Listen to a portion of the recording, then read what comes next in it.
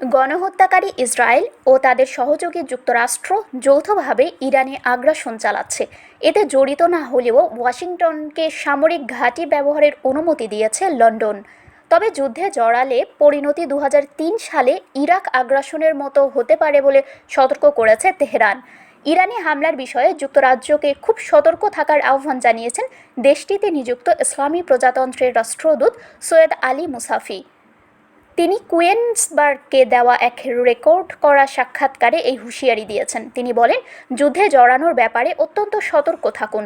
আলী মুসাফি কুয়েন্সবার্গকে বলেন, যুক্তরাজ্য যদি ইরানের ওপর মার্কিন ইসরায়েলি হামলায় সরাসরি যোগ দেয় তবে তার দেশের আত্মরক্ষার অধিকার থাকবে। তিনি সতর্ক করে দিয়ে বলেন যে ইরান ব্রিটিশ সরকার এবং অন্যদের কাছ থেকে তাদের কর্মকাণ্ডে অত্যন্ত বিচক্ষণতা ও সতর্কতা আশা করে।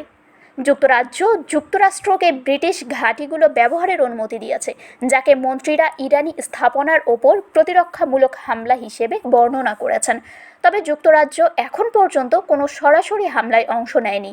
রাষ্ট্রদূত বলেন, যুক্তরাজ্য এই আগ্রাসনে জড়িত নয়, এটি একটি ভালো দিক।